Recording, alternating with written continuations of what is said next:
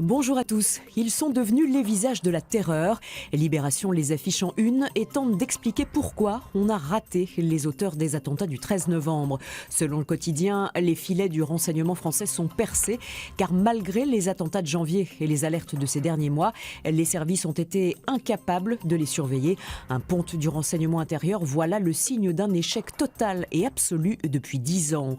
À deux exceptions près, tous les terroristes de Paris étaient bien connus des services, mais ils ont pu tranquillement aller et venir ces dernières années entre la France, la Belgique et la Syrie. On retrouve ces mêmes visages dans le Figaro, qui propose une radiographie de la nébuleuse du djihadisme français. Selon le journal, il n'existe pas de génération spontanée ou de loup solitaire chez les fous de Dieu. D'Abdelhamid Abaoud à Mohamed Merah, en passant par les frères Kouachi, tous font partie d'une seule et même galaxie qui prospère depuis plus de 10 ans.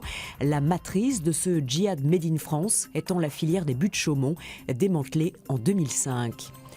Le Monde, lui, affiche un autre portrait, celui de François Molins. Le procureur de Paris est devenu la voix des attentats.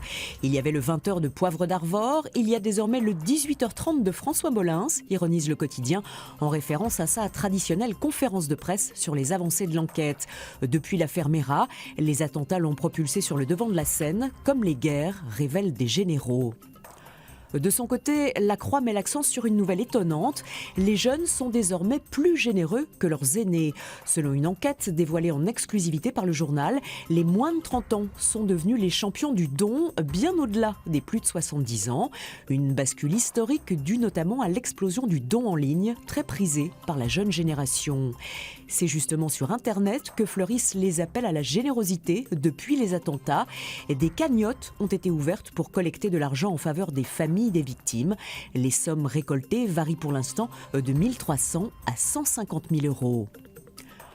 On termine avec un éclat de rire, celui que provoque la lecture d'un article de 20 minutes sur la sortie simultanée des albums de Mireille Mathieu et du violoniste André Rieu. Le journaliste Benjamin Chapon a écouté les deux, un exercice digne d'une cascade effectuée dans des conditions optimales de sécurité. Il nous déconseille de reproduire l'expérience chez nous, à moins d'apprécier la musique d'attente de la CAF. Ces albums ne sont pas vraiment conçus pour être écoutés, poursuit-il, mais pour agrémenter le fond sonore d'un goûter de maison de retraite. Si vous manquez d'idées cadeaux pour Noël, en voilà deux. Belle journée à tous.